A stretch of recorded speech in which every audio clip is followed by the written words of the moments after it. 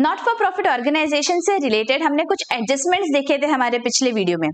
आज के इस वीडियो में आपके टेक्स्ट बुक में से हम कुछ सिंपल प्रॉब्लम सॉल्व करने वाले हैं एडजस्टमेंट से रिलेटेड, जैसे stock of stationery, subscription, depreciation etcetera. हम इनको थियोरेटिकली देख चुके हैं, अभी हम प्रैक्टिकली सॉल्व करेंगे और अच्छी से समझेंगे एंड सिंपल प्रॉब्लम्स के बाद then we will move on to complex problems. So without any further delay let's get started.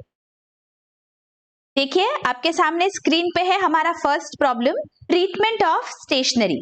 देखो क्या दिया है, balance sheet as on 31 March 2017। इसका मतलब this is your opening balance sheet, या फिर हम इसे बोल सकते हैं पिछले साल का closing. Okay, closing balance sheet of last year या प्रीवियस ईयर, करेक्ट। और क्या दिया है, receipts and payments account for the year ended 31 मार्च 2018। उसमें स्टेशनरी परचेज है 7000 का। रिसीट्स एंड पेमेंट्स में जो भी फिगर आती है बच्चों, वो क्या रहती है, जिसके बदले में हमने कुछ पेमेंट किया हो, या कैश या बैंक व्हाटएवर। तो 7000 ये ऐसा स्टेशनरी है जिसके बदले में हमने कुछ पेमेंट कर दिया। अभी एडिशन इंफॉर्मेशन क्या है, देखो दिया है 1500 is outstanding for stationery bill. Outstanding का क्या मतलब होता है कि हमने पेमेंट नहीं किया, जिसका पेमेंट बाकी है। अगर पेमेंट नहीं किया तो वो रिसीट्स एंड पेमेंट्स में तो नहीं दिखेगा, लेकिन वो मेरे बैलेंस शीट में दिखने वाला है, because I have not paid, मुझे फ्यूचर में पे करना पड़ेगा। और आगे क्या दिया है, देखो stock of stationery as on 31 March was 1300। इसका क्या मतलब हुआ, this is my closing stock of stationery, correct. ये स्टेशनरी ऐसा है जो बच गया, साल भर कंज्यूम करने के बाद जो बचा, that is my closing stock, right. अभी मुझे क्या निकालना है, देखो with the help of the above information calculate amount of stationery consume during the year. अभी कंज्यूम कितना किया है वो फॉर्मूला हम याद करते हैं, देखो पिछले वीडियो में मैंने आपको दिखाया था, हम वापस रिवाइज करेंगे। स्टॉक ऑफ स्टेशनरी जो ओपनिंग स्टॉक है एज पर लास्ट ईयर्स बैलेंस शीट, देखो ओपनिंग स्टॉक कितना है 800 रुपीज। इसका मतलब पिछले साल का जो बैलेंस शीट था उसमें ये 800 रुपीज दिख रहा है, वो मैंने लिया। This I am going to use during this particular year, this current year, right.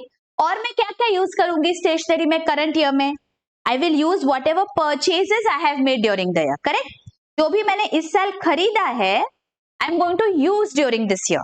अभी परचेजेस दो टाइप के हो सकते हैं, एक ऐसे परचेजेस जिसके बदले में मैंने कैश में या बैंक में पेमेंट किया है, वो कहाँ दिख रहे हैं, वो मेरे पेमेंट साइड पे दिख रहे हैं। ऐसे परचेजेस जिसके बदले में मैंने पेमेंट ड्यू है, मैंने पेमेंट नहीं किया, वो कहाँ दिख रहे हैं, वो यहाँ मेरे आउटस्टैंडिंग में दिख रहे हैं, करेक्ट। दोनों भी परचेजेस है ड्यूरिंग द ईयर, तो दोनों भी अमाउंट्स ऐड होंगी। सो मुझे यहाँ पे ऐड करना है परचेजेस एज पर receipts and payments account. How much? 7000, correct. और कौन से है परचेजेस, जिस परचेजेस के बदले में मैंने पैसा नहीं दिया, this is my outstanding bill of 1500, तो वो भी मुझे ऐड करना है। Outstanding bill 1500, getting it. हमने क्या कर दिया, और क्या बचा, अभी देखो लास्ट में हमें और एक इंफॉर्मेशन दी हुई है, stock of stationery was 1300 at the end of the year. इसका क्या मतलब हुआ, हमने ओपनिंग स्टॉक और परचेजेस में से कुछ हमारा बच गया, जो बच गया इसका मतलब वो यूज नहीं हुआ, करेक्ट, इसीलिए तो बचा है। तो यूज नहीं हुआ है तो मुझे माइनस करना पड़ेगा परचेजेस में से, ओके। तो मैं माइनस करूंगी stock at the end of the year, या क्लोजिंग स्टॉक बोल सकते हैं हम। क्लोजिंग स्टॉक मैं क्यों रिड्यूस कर रही हूं, बिकॉज ये मेरा बच गया है, मेरा कंज्यूम नहीं हुआ, इसीलिए बचा। कितना है 1300, so I have to reduce 1300 from this total. ये जो भी आएगा, what is this amount, this is stationery consumed during the year, consume during the current year. जो भी कंजम्पशन होता है वही हमारे इनकम एक्सपेंडिचर अकाउंट में दिखने वाला है। तो अभी हम इसे कैलकुलेट करके देखते हैं कितना आता है, 500, इसका अमाउंट आ गया 8000 रुपीज, करेक्ट। आ गया आपका, देखो टोटल करके सबका 8,000, ये 8,000 क्या है? This is the amount of stationery जो इस साल कंज्यूम हुआ है. This will be seen in the income expenditure account में. एक्सपेंडिचर साइड में हमारा डेबिट साइड में ये दिखने वाला है 8,000 रुपीज.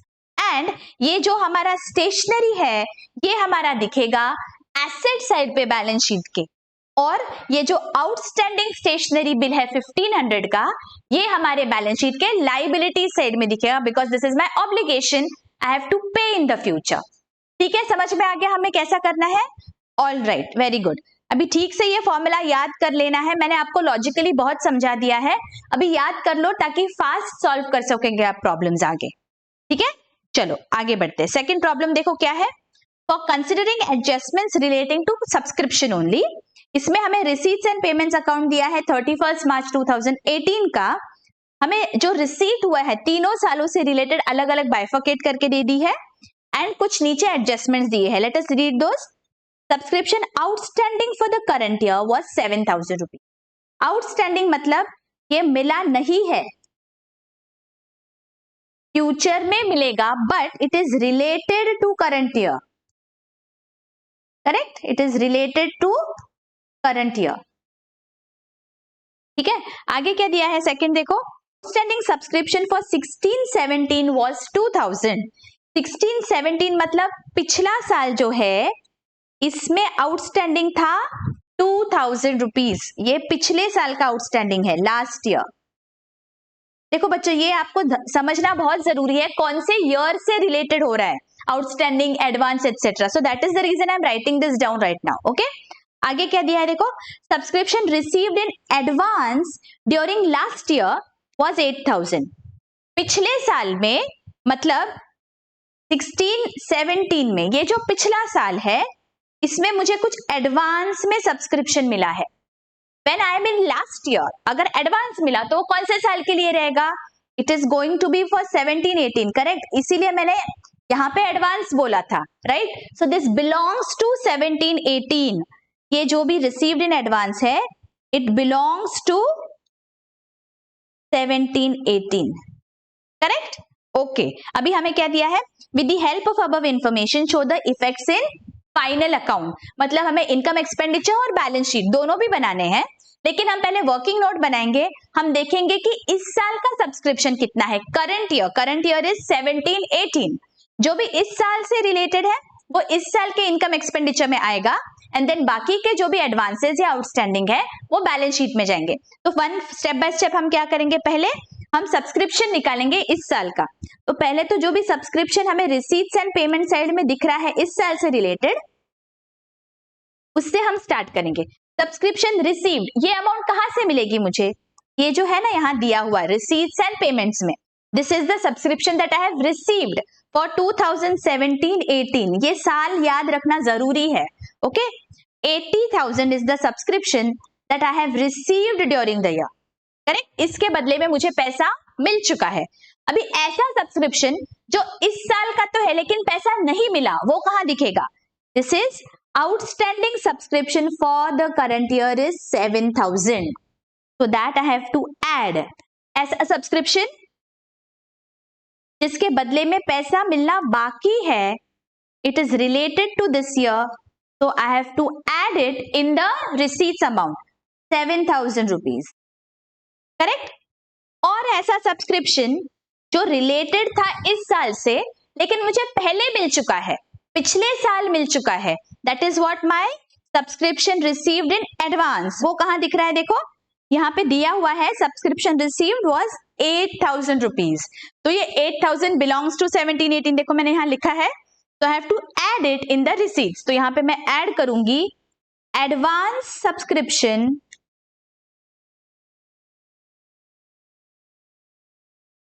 Received in 16-17. 16-17 का एडवांस मतलब इस साल से रिलेटेड है, तो मुझे 8,000 रुपीज ऐड करने हैं. अभी हमें देखना है ये टोटल क्या आ रहा है. 80 + 7 + 8, दिस इज 95,000. ये 95,000 क्या है? ये इस साल से रिलेटेड सब्सक्रिप्शन है. Subscription which belongs to this year, belongs to 17-18. वो हमने सब कवर कर लिया. That is which will go to my income expenditure account. और हमें जो भी additional information दी है वो भी हम देखेंगे. पहले ये 95,000 I'm going to write in my income and expenditure account. तो चलो ऐसे format बना लेते हैं. Income and expenditure account for the year ended 31st March 2018. Subscription is what? My income. तो मेरे income side पे दिखेगा by subscription. What is the amount? 95,000. Correct, ये हमारी वर्किंग नोट है. 95,000 इज दी अमाउंट. अभी इसमें हमें और एडजस्टमेंट्स क्या दिए हैं वो हमें देखना है. देखो सेकेंड एडजस्टमेंट में हमें क्या बोला है? Outstanding subscription for 16-17 was 2,000 rupees. 16-17 के लिए कुछ आउटस्टैंडिंग था, मतलब पिछले साल के बैलेंस शीट में ये 2,000 rupees was appearing as outstanding subscription. Correct, लेकिन इसके बदले में हमें 1,500 रुपए 1,500 rupees we have received for 16-17. Receipts and payments में देखो दिया हुआ है 16-17 के आगे 1,500 रुपीज लिखा है. इसका क्या मतलब हुआ? दैट ये जो 2,000 रुपए आउटस्टैंडिंग थे पिछले साल के बैलेंस शीट में 2,000 रुपीज वॉज आउटस्टैंडिंग, इसके बदले में 1,500 मिल चुका, इस साल मिल गया, तो कितना आउटस्टैंडिंग बचा? 500. This is outstanding of last year. अभी तक जो पैसा मिला नहीं है जो पिछले साल से रिलेटेड है, this is my outstanding. Future में कभी मिलने वाला है, that means this is my asset. तो ये मेरे बैलेंस शीट में एसेट साइड पे दिखेगा एज आउटस्टैंडिंग सब्सक्रिप्शन. तो देखिए बैलेंस शीट के एसेट साइड पे आपको लिखना है आउटस्टैंडिंग सब्सक्रिप्शन. करेक्ट, पिछले साल से रिलेटेड मतलब 16-17 से रिलेटेड 500 है, राइट. और इस साल से रिलेटेड कितना है सब्सक्रिप्शन? इस साल का पूरा मिला क्या? नहीं. ये देखिए आउटस्टैंडिंग सब्सक्रिप्शन है 7,000 रुपीज. यहाँ पे फर्स्ट एडजस्टमेंट है, तो ये भी मुझे बैलेंस शीट में लिखना पड़ेगा एसेट साइड में. Outstanding subscription for 17-18 is how much? 7,000 rupees, right.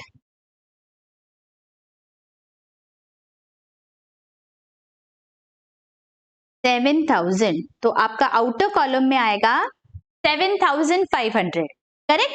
अभी देखो ये तो हो गया आउटस्टैंडिंग सब्सक्रिप्शन. अभी कुछ एडवांस सब्सक्रिप्शन है क्या? Let me check. एडजस्टमेंट्स में तो कुछ भी नहीं दिया है लेकिन रिसीट्स एंड पेमेंट्स आप चेक करो.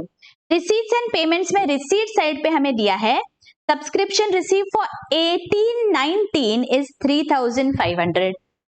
इसका क्या मतलब हुआ? अगले साल से 18-19 से रिलेटेड कुछ पैसा है जो हमें आज मिल गया. तो ये जो 3,500 है ये क्या हो गया? ये मेरा लाइबिलिटी है because it is received in advance. कोई भी पैसा मुझे एडवांस में मिला है, इसके बदले में सर्विस तो मैं फ्यूचर में देने वाली हूँ. दैट इज द रीजन ये 18-19 का जो सब्सक्रिप्शन है ये मेरा एडवांस में है, तो मुझे लाइबिलिटीज में दिखाना पड़ेगा 3,500. तो बैलेंस शीट में हम चलेंगे लाइबिलिटीज साइड और यहाँ पे हम लिखेंगे एडवांस सब्सक्रिप्शन या सब्सक्रिप्शन रिसीव्ड इन एडवांस. समझ में आया? कितना है? 3,500.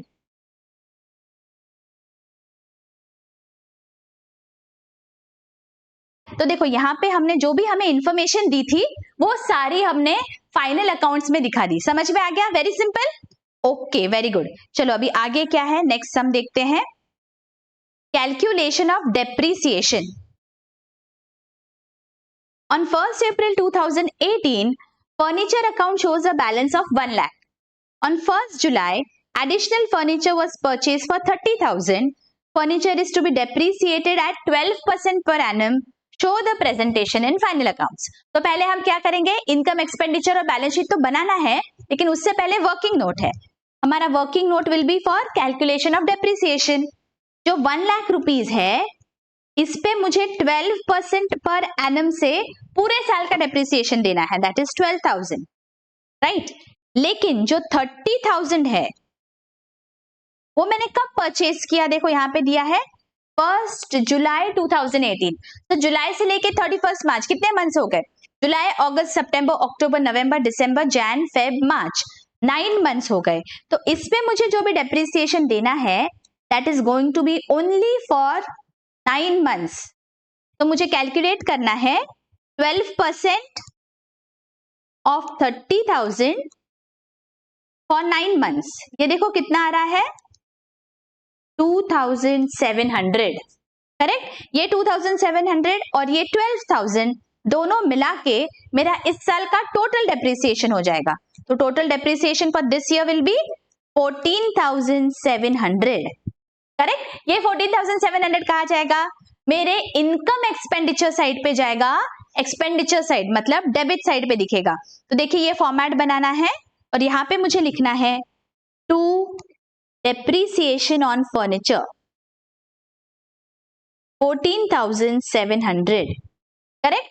एंड बैलेंस शीट में मुझे माइनस करना है फ्रॉम दी एसेट। तो पहले मैं यहां एसेट साइड में फर्नीचर अकाउंट बनाऊंगी, उसमें मुझे ऐड करना है परचेजेस ड्यूरिंग द ईयर,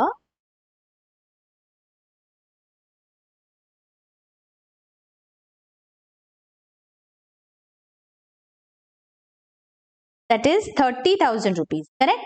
तो टोटल हो गया 1,30,000। इसमें से माइनस होगा डेप्रिसिएशन ड्यूरिंग द ईयर और depreciation for the year, that is 14,700। तो आउटर कॉलम में कितना आएगा 1,15,300, करेक्ट। समझ में आ गया डेप्रिसिएशन कैसे दिखाना है? ओके ये देखिए हम मैं छोटे छोटे प्रॉब्लम्स पहले ले रही हूं, फिर हम जब कॉम्प्लेक्स प्रॉब्लम्स करेंगे तो आपको और आसानी हो जाएगी, जब आपको छोटे छोटे सम समझ में आ जाएंगे। देखो अभी लास्ट सम क्या है हमारा, outstanding expenses and prepaid expenses of the current year and previous year. यहाँ पे हमें क्या इंफॉर्मेशन दी है, लेट अस सी। बैलेंस शीट दिया है एज ऑन 31 मार्च 2018 एंड हमें उसमें प्रीपेड सैलरीज दिखाई है 2,000 की। अगर 2018 वाला बैलेंस शीट है इसका मतलब this is my opening balance sheet, correct. आगे रिसीट्स एंड पेमेंट्स है एंड उसमें दिया है हमें सैलरीज जो भी हमें पे की हुई है इस साल हमने, उसके बारे में हमें इंफॉर्मेशन दी है।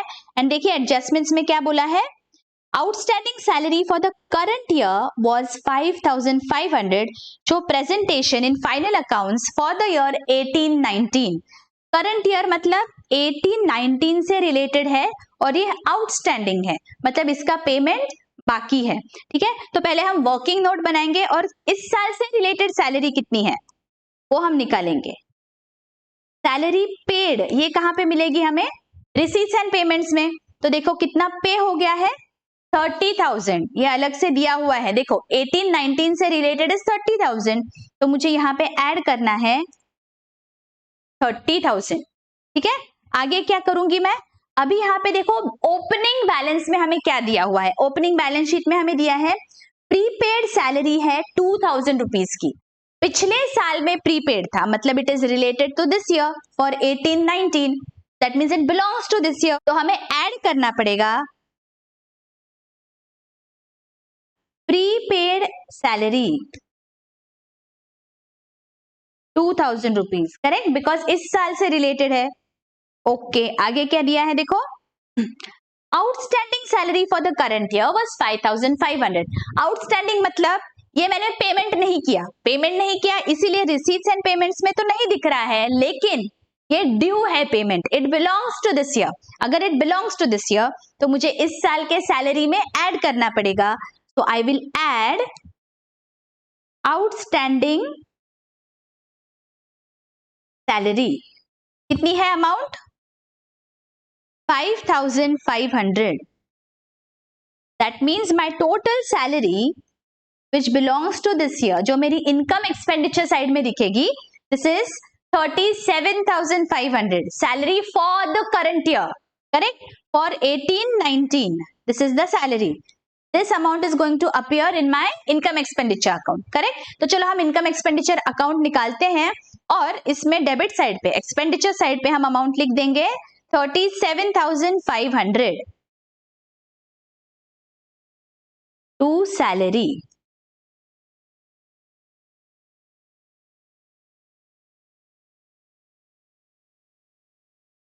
Correct, this is the salary which belongs to this year. अभी ऐसा कुछ outstanding of the current year है क्या, लेट अस सी।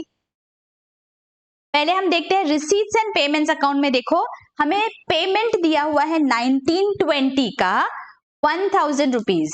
इसका क्या मतलब हुआ, ये जो 1000 रुपीज है ये मैंने आज पे कर दिया, इस साल पे कर दिया, but it belongs to next year.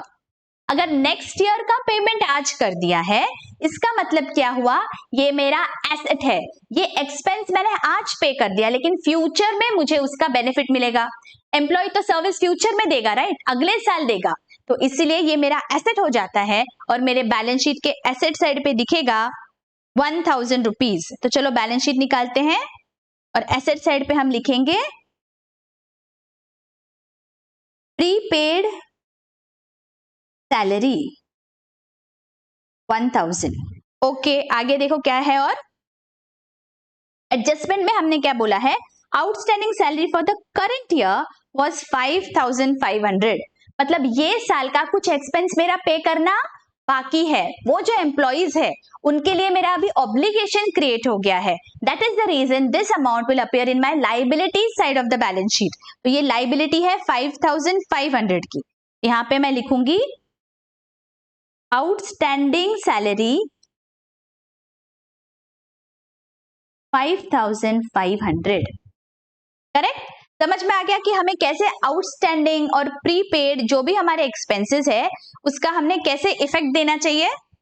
Okay, तो देखिए ये मैंने सारे आपके जो सिंपल प्रॉब्लम्स थे ना आपके टेक्स्ट बुक में से, स्मॉल प्रॉब्लम्स, वो मैंने कवर कर लिए। आगे अभी हम कॉम्प्लेक्स प्रॉब्लम्स देखेंगे और ये भी देखने वाले हैं जो भी हमारे अनसॉल्व्ड इलस्ट्रेशंस है वो भी हम सब एक एक करके सॉल्व करने वाले हैं। लेकिन वो करने से पहले अगर रिसीट्स पेमेंट्स कैसे बनाते हैं, इनकम एक्सपेंडिचर कैसे बनाते हैं, या फिर जो भी हमारे एडजस्टमेंट्स है इससे रिलेटेड कोई भी डाउट होगा तो ये वीडियो पे जरूर क्लिक करिए, आपके सारे डाउट्स क्लियर हो जाएंगे। मैं आपको उसी वीडियो में मिलती हूँ। Till then take care, bye bye.